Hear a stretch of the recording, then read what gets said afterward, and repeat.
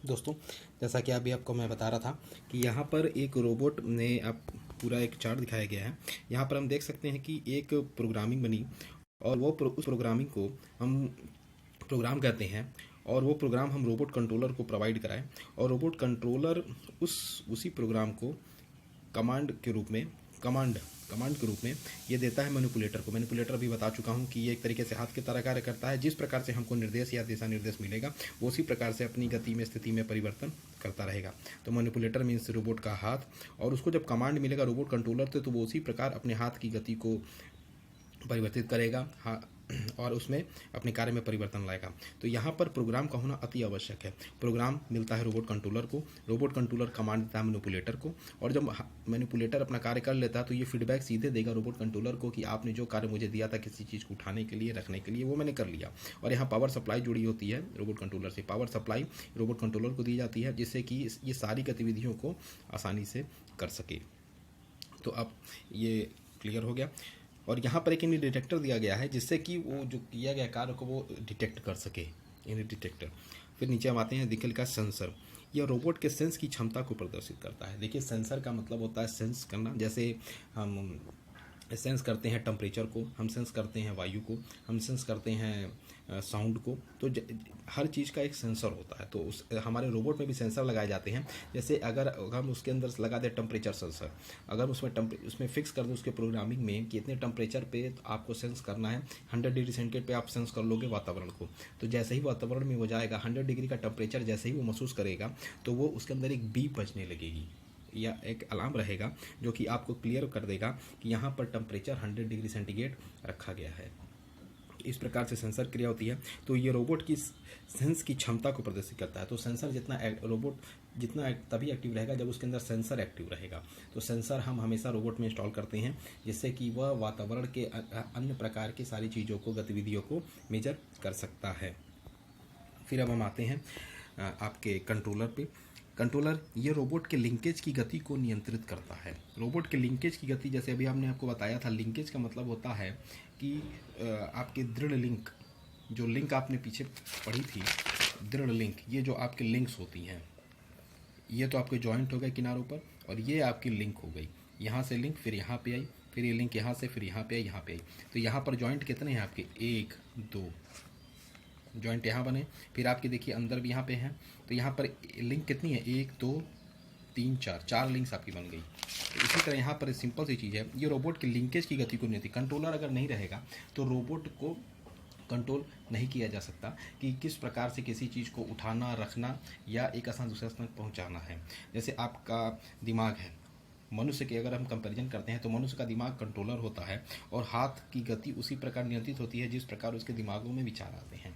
तो अगर मानव के दिमाग ने सोचा कि इस चीज़ को उठा के एक स्थान दूसरे स्थान तक रखना है, तभी उसके हाथ भी उसी प्रकार से कार्य करेंगे, हैंड उसी प्रकार से वर्क करेगा जिस प्रकार से उसकी परिकल्पना या सोच रहेगी। तो रोबोट भी उसी प्रकार से कार्य करता है। तो यहाँ पर कंट्रोलर की सीधे तौर पर परिकल्पना हम मानव के दिमाग से कर सकते हैं। मानव का दिमाग is equal to robot controller, ठीक। और रोबोट के लिंकेज की गति को नियंत्रित करता है। जिस प्रकार हमारा दिमाग हर कार्य को, हमको चलना है तो हमारे पैरों को चलाता है, हमको किसी चीज़ को उठाना है तो हमारे हाथों को बताता है। तो उसी प्रकार से कंट्रोलर भी रोबोट की गति को नियंत्रित करता है कि आपको चलना है, आपको बैठना है, आपको हाथ मोड़ना है, आपको पैर आगे बढ़ाना, ये सब चीज़ें। फिर है यूजर इंटरफेस। इसकी सहायता से रोबोट में मानवीय हस्तक्षेप किया जाता है। यूजर मतलब होता है जैसे हम, आप सभी लोग। यूजर इंटरफेस मीन्स आपका रोबोट से क्या संपर्क आ रहा है, इंटरफेस, आप उसको फेस कर रहे हैं, इंटरफेस वो आप उसको देख रहे हैं, आप उसको समझ रहे हैं, वो आपको समझ रहा है। इसकी सहायता से रोबोट में मानवीय हस्तक्षेप किया जाता है। मानवीय हस्तक्षेप मतलब कि उसके अंदर कोई प्रोग्राम में परिवर्तन करना है या किसी चीज़ पार्ट्स को बदलना है या हल्का फुल्का कोई दिशा निर्देश को परिवर्तित करना है। तो ये सब चीज़ें मानव द्वारा उस रोबोट के अंदर आसानी से की जा सकती हैं। तो एक बार हम फिर से रोबोट के अवयव को फिर से फ्लैशबैक में देख लेते हैं, जो कि बहुत इंपॉर्टेंट एग्जाम में बहुत बार पूछा गया है। रोबोट के 5 प्रकार के अवयव होते हैं। पहला है लिंकेज या मैनिपुलेटर, दूसरा है एक्चुएटर, तीसरा है सेंसर, चौथा है रोबोट कंट्रोलर और पांचवा है यूजर इंटरफेस। तो सबसे पहले हम आते हैं लिंकेज। आपको बता दूं लिंकेज या मैनिपुलेटर पे। लिंकेज या मैनिपुलेटर ये इक्वल टू मानव के हाथों के बराबर होता है। मानव के हाथ जिस प्रकार कार्य करते हैं उसी प्रकार रोबोट के भी हाथ होते हैं, वो उसी प्रकार कार्य करेंगे और वो मैनिपुलेटर ही उसको निर्धारित किया गया है। एक्चुएटर मीन्स यह ऊर्जा को गति में परिवर्तित करता है और किस प्रकार से रोबोट को कार्य करना है यह उसको एक फीड देता है। सेंसर यह सेंस करता है, यह रोबोट की क्षमता पर निर्भर करता है कि वो किस प्रकार से सेंस उसको कर रहा है। रोबोट कंट्रोलर मैंने अभी आपको बताया है कि यह मानव के दिमाग की तरह होता है कि उसकी गति को नियंत्रित किस प्रकार किया जाए, ये रोबोट कंट्रोलर का कार्य होता है। फिर यूजर इंटरफेस, यह मानवीय हस्तक्षेप भी होते हैं, वो यूजर इंटरफेस के द्वारा किए जाते हैं। तो हम ये कह सकते हैं कि रोबोट और मानव के बीच में जो भी कॉन्टेक्ट या संपर्क होगा वो यूजर इंटरफेस के द्वारा होगा। रोबोट की कहीं भी अगर गति में परिवर्तन करना है, रोबोट के प्रोग्राम में परिवर्तन करना है, रोबोट के अंदर कोई चीज़ आपको नई इंस्टॉल करनी है या उसके अंदर कोई डाटा को फीड करना है, तो यह सब यूजर इंटरफेस के अंतर्गत ही कार्य में लाया जाएगा। अब आते हैं हम रोबोट श्रेणी पर। जिस प्रकार हर प्रकार की श्रेणी होती है, सीरीज बनाई जाती है कि इस श्रेणी में वर्गीकरण है, इस प्रकार का वर्गीकरण, उसी प्रकार रोबोट को भी कई भागों में विभाजित किया गया है, लेकिन जो मेन श्रेणी बनाई गई वो तीन भागों में विभाजित की गई है। पहली है औद्योगिक रोबोट, इसे कहते हैं इंडस्ट्रियल रोबोट। दूसरा है रिसर्च रोबोट। तीसरा एजुकेशनल रोबोट, जो कि शैक्षिक रोबोट बनाई है। तो सबसे पहले हम आपको बता दें औद्योगिक रोबोट, जो वह रोबोट जो उद्योगों के कार्य में प्रयोग किए जाते हैं या उद्योगों के लिए प्रयोग में लाए जाते हैं, उन्हें हम औद्योगिक रोबोट कहते हैं। यह इस प्रकार के रोबोट हमेशा इंडस्ट्री में ही यूज किए जाते हैं। इंडस्ट्री में बहुत सारे कार्य होते हैं, उत्पादन के, प्रोडक्शन के, हर चीज़ के होते हैं। तो वहाँ पर किसी भी चीज़ को उठाने में, रखने में या एक स्थान दूसरे स्थान तक उसको बैठाने में हमेशा रोबोट का प्रयोग किया जाता है। तो इंडस्ट्री इस प्रकार के रोबोट को जो हम यूज़ करते हैं इंडस्ट्री में, उन्हें हम लोग कहते हैं इंडस्ट्रियल रोबोट। उनका बहुत महत्वपूर्ण योगदान है, क्योंकि वहाँ पर बहुत सी ऐसी चीज़ें, मशीनें होती हैं, बहुत से उपकरण होते हैं जिनको मानव द्वारा उठाने में बहुत दिक्कतों का सामना करना पड़ सकता है। इस वजह से वहाँ पर रोबोट का प्रयोग हम करते हैं, जो कि कम समय में अति शुद्धता के साथ उस कार्य को आसानी से कर सकता है, क्योंकि उसके अंदर एक प्रोग्राम फीड होता है, वो उस प्रोग्राम के अनुसार उस कार्य को करता है। तो इस प्रकार के रोबोट को जो कि इंडस्ट्री में यूज किए जाते हैं उन्हें हम इंडस्ट्रियल रोबोट कहते हैं। दूसरा रिसर्च रोबोट। हमारे इस समय बहुत सारे रिसर्च हो रहे हैं, मेडिकल लाइन में रिसर्च हो रहे हैं, आपके इंजीनियरिंग फील्ड में बहुत सारे रिसर्च हो रहे हैं। तो उसमें भी हम रोबोट की सहायता ले रहे हैं। इंजीनियरिंग फील्ड में भी उसकी सहायता ले रहे हैं कि जैसे अगर किसी चीज़ को हमको बनाने में कहीं समय लग रहा है, दिक्कत हो रही है, जहाँ पर मानव काम नहीं कर पा रहा है या मानव उतना समय नहीं दे पा रहा है, मानव कैपेबल नहीं, तो उस जगह पर हम रोबोट को भी रिसर्च में ला रहे हैं।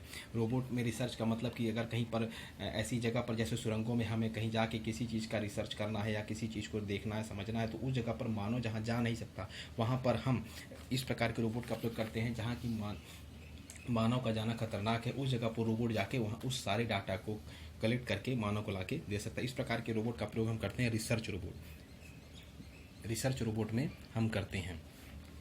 फिर है एजुकेशनल रोबोट का मतलब कि जैसे हम अपने इंजीनियरिंग कॉलेज में, बहुत सारे इंजीनियरिंग कॉलेज हैं जो कि अपनी एक रोबोट की एक लैब स्थापित किए हैं, जो कि उस लैब में विभिन्न प्रकार के रोबोट को रखते हैं और बच्चों को दिखाते हैं कि रोबोट किस प्रकार कर सकता है। और एजुकेशनल रोबोट मीन्स ये किस प्रकार अब तो रोबोट ऐसे आ गए हैं कि जो पढ़ाने का भी कार्य करते हैं, वो डॉक्टरी का भी कार्य करते हैं, वो चीरफाड़ का भी कार्य करते हैं, तो वो हर कार्य कर सकते हैं। तो इस प्रकार जो कि हम एजुकेशनल रोबोट जो हम अपने कॉलेज में बना सकते हैं, इस प्रकार के रोबोट को हम लोग कहते हैं एजुकेशनल रोबोट, जो कि बस देखने के लिए रखा गया है, उसको वर्किंग कंडीशन में उनकी नहीं रहती। वर्किंग हम दो चीज़ में हम रखते हैं, लेकिन एजुकेशनल रोबोट में हम बस बच्चों को उसको बना के दिखाएंगे, जिससे कि उनको उस बारे में पता चले कि ये किस प्रकार के रोबोट का प्रयोग किया जाता है, किस लिए किया जाता है और किस इन्वायरमेंट में उसका प्रयोग होता है। फिर रोबोट के अनुप्रयोग का मतलब एप्लीकेशन, कहाँ रोबोट का एप्लीकेशन है। सबसे पहला देखिए वेल्डिंग में रोबोट का प्रयोग किया जा रहा है कि आज जहाँ पर आदमी को वेल्डिंग करने में दिक्कत हो रही है, रोबोट उसको आसानी से वेल्डिंग किया जा सकता है। पदार्थ स्थानांतरण में, मटेरियल हैंडलिंग में, एक स्थान से दूसरे स्थान तक उसको ले जाने में हम रोबोट का प्रयोग करते हैं। जहाँ पर हम एक स्थान से दूसरे स्थान तक नहीं पहुँचा सकते, चाहे उसके वेट की वजह से, चाहे भारीपन की वजह से, वहाँ पर रोबोट कर सकता है। उठाने और पकड़ने में, उठाने का मतलब होता है पिक, उठाने का मतलब क्या होता है पिक, और पकड़ने का मतलब होता पकड़ने मत उठा के उसको पकड़िए, उसको फिर एक स्थान से दूसरे स्थान प्लेस करिए। उठाने और पकड़ने, तो एक स्थान से उठाए और दूसरे स्थान पर उसको पकड़कर हम रख दिए। फिर spray painting, robot spray painting भी कर सकता है, जैसे कि दीवालों पर हर जगह पर हम देखते हैं स्प्रे पेंटिंग की जाए तो रोबोट उसको कार्य कर सकता है। ड्रिलिंग भी कर सकता है, जैसे कि हमारे वर्कशॉप में बहुत सारे लोग ड्रिलिंग करते हैं मानव द्वारा, लेकिन रोबोट भी उस कार्य को आसानी से कर सकता है। फिर असेंबली में, जैसे बहुत सारे हम आपके इंडस्ट्रीज़ में, जैसे मारुति में, आपके टू व्हीलर्स में, फोर व्हीलर्स में है, जहाँ पर कार्य बहुत ही अधिक घंटे लेते हैं, वर्किंग आवर ज़्यादा होता है और उनको असेंबल करने में दिक्कत आ सकती है, तो उस जगह रोबोट भी असेंबल करता है। वो पार्ट्स को एक स्थान से लाता है और उसी स्थान पर रख देता है जहाँ पर असेंबलिंग की क्रिया हो रही है। इसे हम लोग कह सकते हैं कि असेंबली में भी रोबोट का यूज बहुत होता है। फोर व्हीलर्स में दिल्ली में बहुत सी ऐसी कंपनियाँ हैं जहाँ पर रोबोट का प्रयोग हम असेंबल के रूप में करते हैं। निरीक्षण गुण नियंत्रण में रोबोट के द्वारा हम निरीक्षण भी करते हैं या करा सकते हैं। उसके गुण के नियंत्रण में भी हम देख सकते हैं कि इसकी क्वालिटी को अश्योर करने के लिए रोबोट का हम प्रयोग कर रहे हैं, उसका निरीक्षण भी अब रोबोट कर रहा है। धातु कटिंग भी हम करा सकते हैं रोबोट के द्वारा, जो कि मानव द्वारा की जाती है, मानव भी कर सकता है और रोबोट उसको भी कर सकता है। तो हम ये कह सकते हैं कि रोबोट भी उसी प्रकार कार्य कर सकता है इस प्रकार मानव भी इस कार्य को करता है। धन्यवाद।